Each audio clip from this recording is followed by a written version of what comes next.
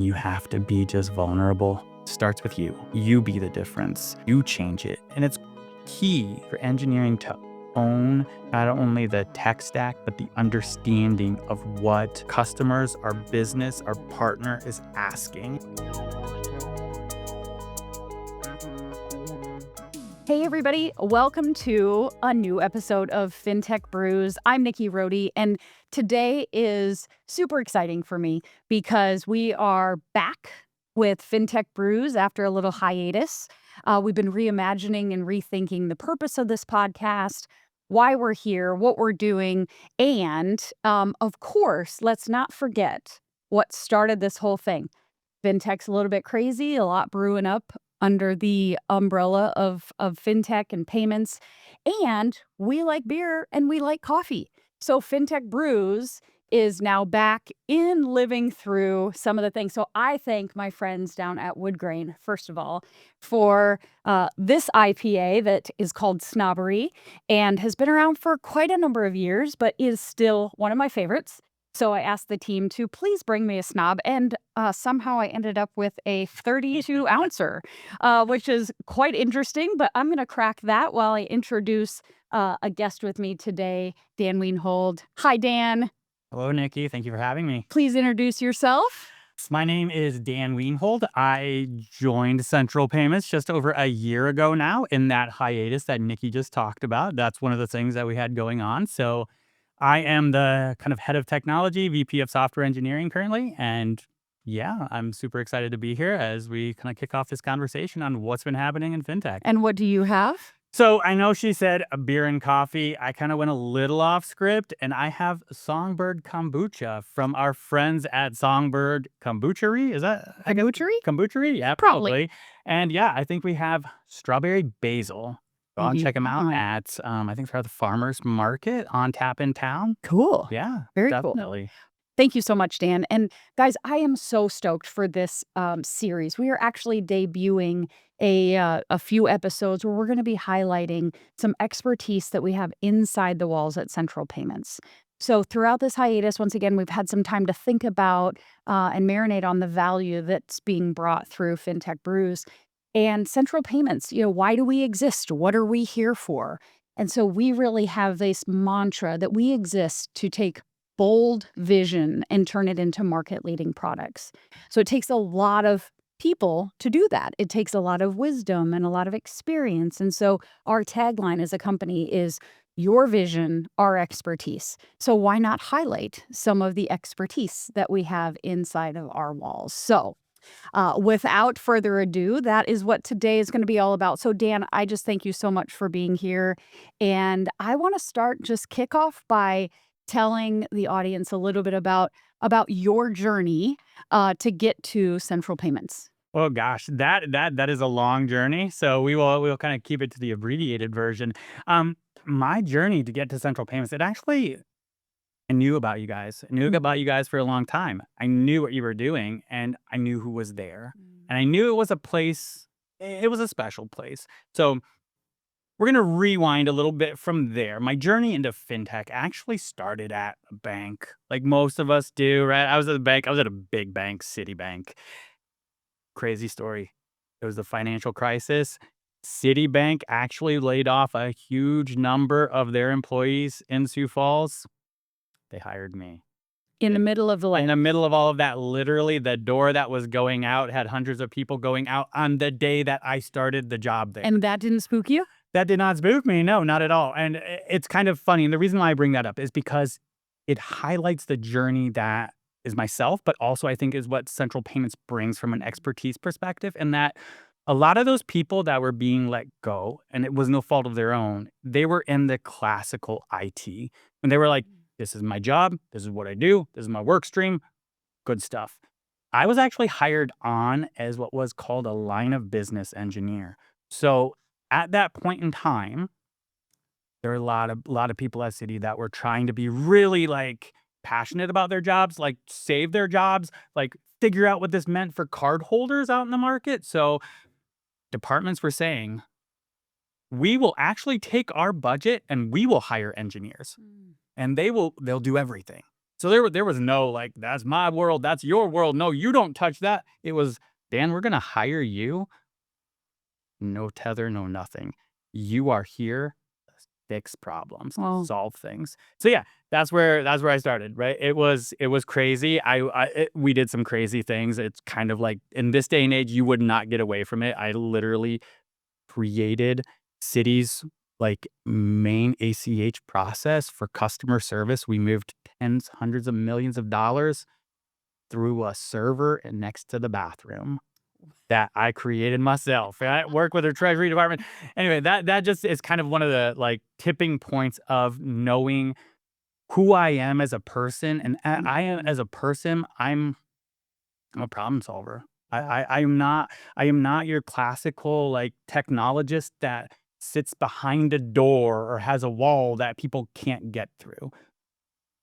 Front center, yeah. right? Like Citibank, my department, they're my customer. Every single one of them, it was, how can I fix this for you? What can I do?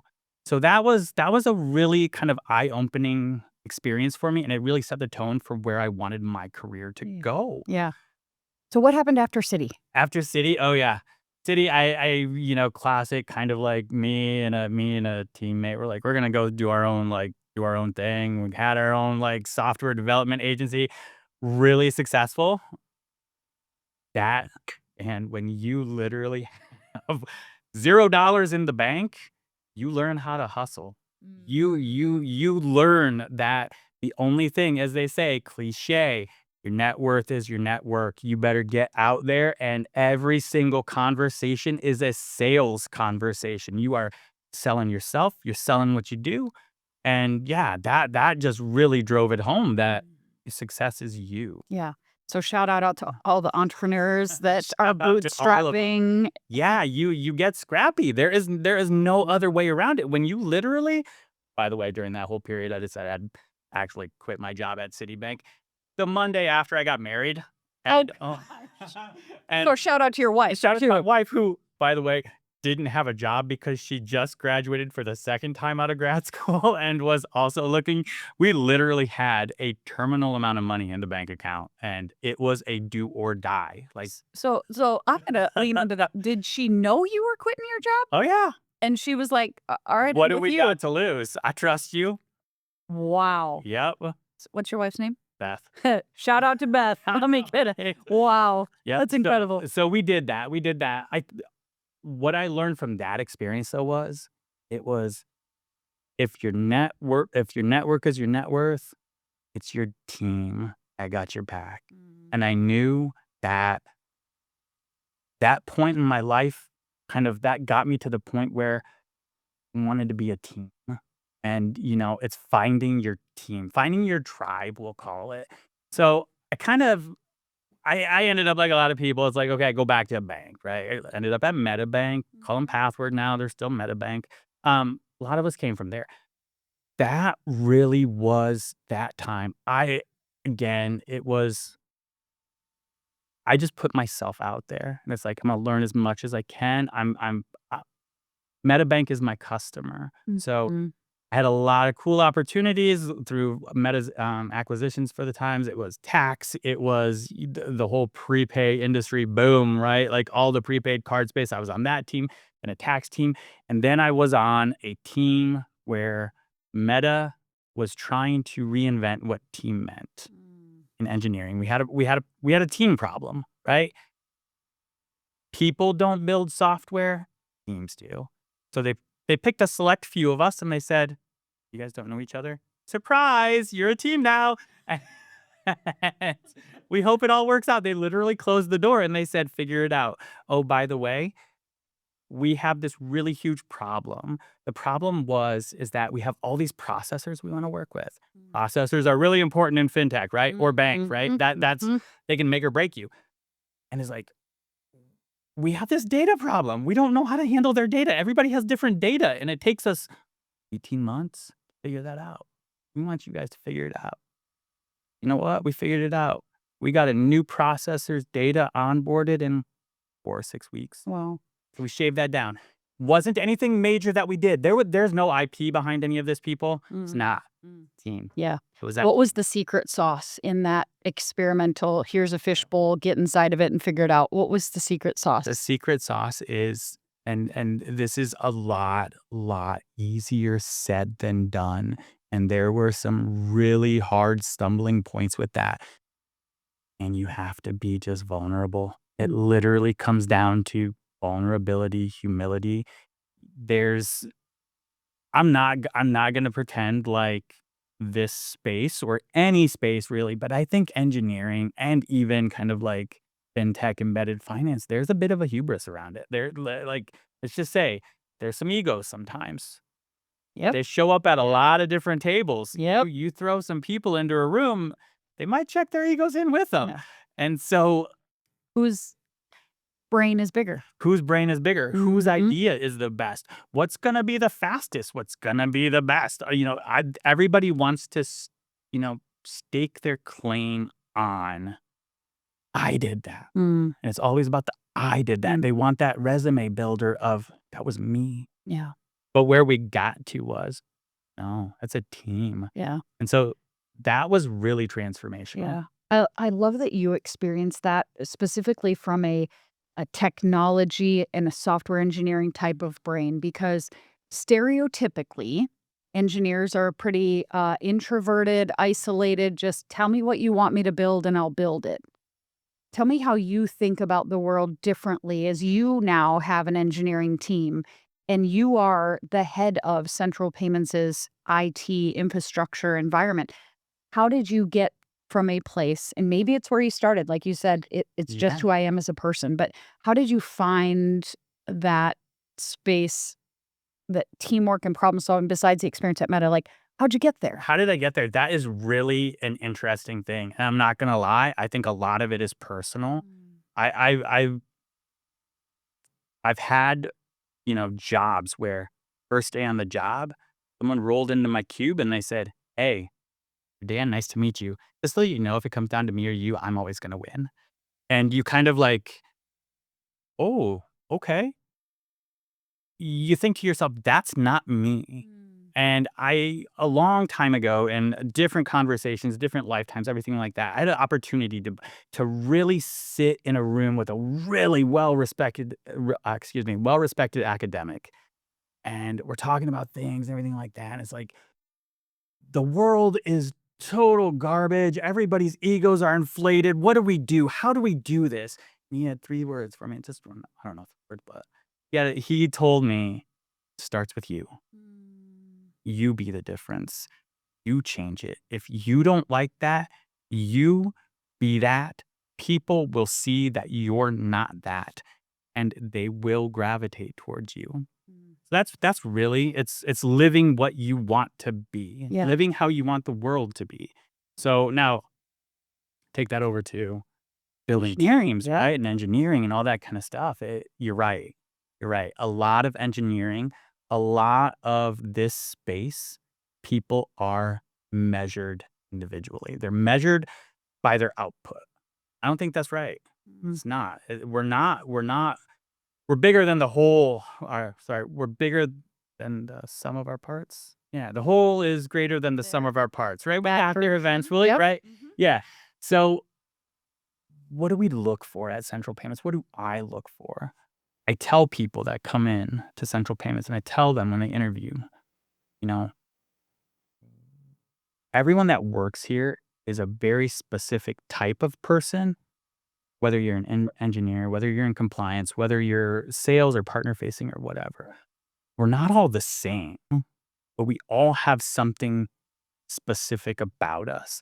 That's what I look for. And what that kind of translates to in engineering, those are those people that don't believe that there's a door or a wall in front of them that protects them. They are the owner. I try to instill that and I try to make sure everyone understands you're the owner. The other thing with being an owner is you are allowed and you are expected, and please do this as often as possible. Please fail. Yeah. Please fail. That is core to progress. The other litmus test that I kind of use is I want to see how quickly you'll push code, how fast you'll get that out there. Because that in engineering is the ultimate sign of vulnerability. You're saying, this is what I just poured all of my brain, my thought, my everything into. Go ahead and rate me. Tell me what I did wrong. Mm. And you have to get to that point to be a really good team player, I Yeah. feel like. So one thing that, as you know, we've been on a mission to define how central payments is different in the market. So Mhm. there's pick your buzzword, banking as a service, embedded finance, sponsor bank, fintech bank, like Right. on and on and on and on. But our difference as a company is multifold. And in my opinion, one of those multifold factors is what you just hit on. It's teamwork, it's radical transformation through teamwork and our core values. So we established core values through a democratic process in 2023 where we really folded that in, and progress is one of them. And so whether it's software engineers, sales, anything in between, the idea of leaning into our values and highlighting how we work together, that's magic. And so I'm so grateful that you're at the helm of that function with just who you are as a person. So I'm going to take a little bit of a pivot, and I want to talk about what makes software engineering special as far as you said you wanted to come to Central Payments because it was special, and you saw that from the outside, and you kind of ultimately took a leap, clearly, because we're here. Absolutely. Yeah. Tell me what you've experienced, and what you imagine for the future of the software department at Central Payments. Yeah. So I really what I experienced was exactly what I thought. A lot of great people, but big but. Ooh, big but. Walking in the door, it's like, Dan, help. Mm. Like, and I So true. it was so true. And I say that, but that was a good thing because that was the company saying, get us there, right? That was the company saying, we're vulnerable too. Like we need to figure out what we're gonna do in this space. We need to figure out what our differentiators are. Here's who we wanna be. And so walking in the door from a software development perspective, like for some people, that might be scary as all else. But me, I kind of just rush into it. And that's what we did, right? We decided, okay, first thing, what do we have? What are we doing with it? Why are we doing that with it? What value does that add to our partners? What do they feel like they need to be? Right? And then, forgive me, what was the other part of your Oh, just what do you what imagine do the future yeah. of developing? So I love how much I'll just tee this up a little Yeah. bit too, because you Mm, talk about your customers. Your yeah, customers are inside and outside. absolutely. And so when our solutions team or the project team come and say, here's what the partner needs. So when Yeah. we go back to your vision, your means in this case, the partner. The partner's vision is X. Mhm. Our expertise allows us to get there. So you have internal customers, you have external customers. Absolutely. What's the vision of the future of how you want our engineering team to work? Yeah, no, that's actually a great tee up, and thank you for that. It is. So we have a very collaborative kind of thing, right? It's the engineers are along for that. So what's really cool about how we work at Central Payments is it's exactly what you just said. We have our partners, we have our solutions, we have our engineers. It's your vision, our expertise. Where do we slide in on that? It is okay. Gosh, our partners, man, their idea is transformational, let's say. They nailed it. Okay, we're gonna make that happen for them. We've got a really strong solution, we think. And how are we actually gonna make the magic happen? How are we gonna get that rubber to hit the road? That's where engineering slides in. Mm, We're in support of everyone. yeah. Every single role, function, body, person. We're not a backdoor, operating thing. We are with you. We are your guide, right? On being able to do your part in all of this. Mm. And then when we get that everything lined up, Engineering is sitting with the process or ops team. Engineering is sitting with the solutions team. And it's like, yes, we're going to put a bow on this. That partner is going to be excited. So would you say a differentiator, and that's a really great way to wrap that, when you said we're not the back door, it's not Yeah. this behind the scenes thing. Is that a differentiator for us where software engineer comes along right up front? Yep. Y'all are right in the room from the get-go that says, all right, partner needs this. How are we going to get there? Let's whiteboard together. Let's think about Absolutely. this. Let's solution things up. Versus here's a document of requirements. Yeah, I think that's a great way to put it because it is. There's been plenty of times where we've been in the room with our financial operations team.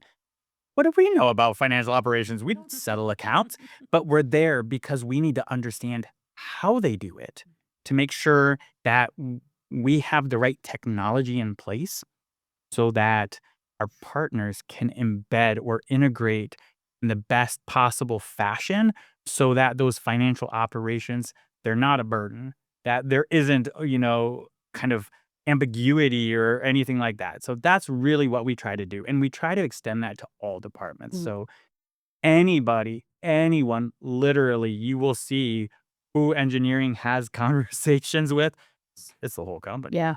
It Yeah. really is. And I just have to highlight you for a moment and slip me money later, but I think your personal style is so inclusive and it really does invite a different dynamic where we can build together Yeah. and we can ideate versus what you might see in other places. What I've experienced in Yeah. other places is the development folks, the technology folks say, just tell me what you want me to build and I'll build it. Mhm. And I have personally seen you guys work collaboratively in a way that produces something that call it the business, the typical front end, didn't even conjure up because they didn't know it was possible. And you and your team go, well, wait, couldn't we just jump off from this Exactly. launch pad? And it comes out better than originally designed or thought. Yeah, I think that really does hit it right there for me. And that is just tell me what you want me to build and I'll build it. The problem with that is this is the thing that I look for. One of those core requirements and key personality traits, it's ownership. Because when you as a person, as an engineer, and you're like, just and I ain't got time for this, right? Just tell me. I don't want to talk to you. You don't own it. You don't own it. And it's key for engineering to own not only the tech stack, but the understanding of what customers, our business, our partner is asking. Amen. Yeah, That's the thing that's right right. there. And one of our core values is accountability with a Mhm. tagline of we're all owners here. All owners here. So it's gotta be. So I appreciate that so much. Let's look at the external environment. So we've talked a little bit about what makes central payments Mhm. different and what you're working on, how we structure things different. Talk about the external landscape. How is it shaping the industry and how does that feed when you go into that room to develop alongside the solutions group? Yeah, no, that's a really cool topic. And I think as central payments, we kind of have our finger on that pulse because we are also inclusive and we all are out there, right? So we get to hear it. We get to see it from our company. We get to see it from our partners. We get to see it in our industry. So we can really think about what that looks like. Now, as you've said, like there's a bunch of names for it, right? Bass, 1020, everybody's got opinions, embedded finance, all the things, right? It's, I think, really I'm gonna address this in a couple different ways. So the first thing I'm gonna talk about is technology. Don't get scared. I'm not gonna use anything, any big words or anything like that. But what I think is happening in technology, and I think that we're seeing this in this industry, is so much of what used to be really hard is now really easy. So, for example, For some of us. Ah, for those of us that are in the field, right? Like, um, a lot of what we're building, I've built before, okay? Pieces of it. In the before land, it used to take a team of 5 engineers a good 6, 9 months to get to where what we're building, where we're at right now, maybe 3 weeks. Is because technology has advanced so far that a lot of those, like, really expensive hurdles, meaning expensive in size of teams, number of teams, infrastructure, operating, all that kind of stuff. It's really it's at a point where it's super accessible. And so that has come a long ways. And that means that the right people and the right teams can totally get in there and start delivering value and enabling value a lot sooner. So that's kind of the first point is technology wise, landscape is a lot different and it keeps changing. I'm not going to go into the whole like boring details of what all those bits and bobs are. Now, then, we do have AI. Obviously, AI is Mhm. going to be a player in all of this. Obviously, central payments, we are looking at AI. We got some You're already secret building things. we are. Let's go. We got some secret stuff happening over here that is gonna be for our company. Super specific, super powerful. That's really cool stuff. But big but here. There we Big go. but again. Kinda Sir Mix-a-Lot's playing in my head right That now. Is is that yeah, yeah, yeah. yeah. Mhm. Mhm. It's gotta be the right mixture. We gotta be really careful with it. This is still a regulated industry, at least for today it is. Um, so yeah, so the AI thing, we are totally kind of looking at and we're POCing and we're looking at Mm. where that super duper like powerful value enablement is gonna come in. Now, getting back to what the partner wants to hear, right? What are we doing there to make the world better? Everybody, I'm gonna tell you, the world has not slowed down, Yeah. right? Everything is fast, and every single thing that everyone expects is fast. Rightfully slow. Yeah. Rightfully so, right? Do you think that you're gonna win a race against a car with a horse and buggy? No, you're not. You're just not. As much as you might not want to go fast, that's what the world we live in. It is real time. It is fast. It is all those things. That is kind of where a lot of our external, outward facing technology footprint is going to evolve. It is not just we're going to be fast, real time wise, but we're really expanding how we use that information, how we use that stuff.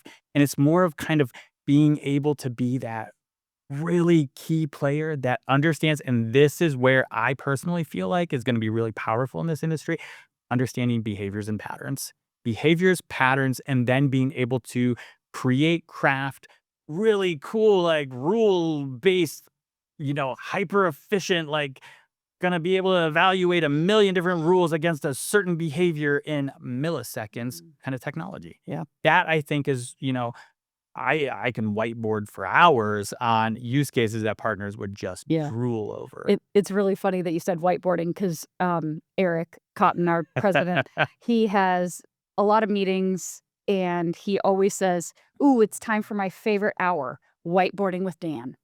And so it's really cool. Eric has a beautiful mind in the solution space of Does. knowing the intricacies of all the pipes and rails and techniques and tactics of how payments function down Yeah. to the micro level.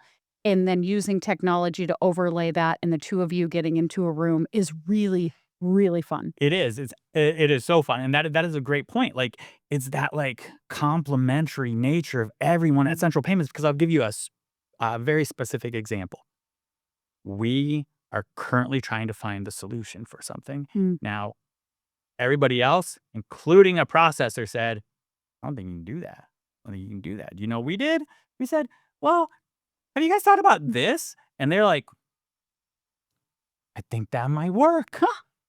So that's where it is right there. Now, that wasn't just engineering on the phone with them. It wasn't just solutions on the phone with them. It wasn't, you know, PMO or processor operations or anything like that. It was all of us. Mm. All were there. Mm. What I when you said that can't work, it Yep. reminds me, if anybody asked me, like, what's Dan's kind of mantra or whatever, it's like, never tell him it can't work. Like, the attitude is, "Try me. Right. Try me." Exactly. Bring it. And not from an ego standpoint, No. let's be clear about that, Yeah. not from an ego standpoint. This is about, "No, try me. Let's Yep. go." Exactly. and with the right people. So you pull on FinOps and you go, so if money moved like this, if we built a widget like this, Mhm. how might that create better speed in the way that we, ingest files? Or, I mean, there's just so much of anything's possible.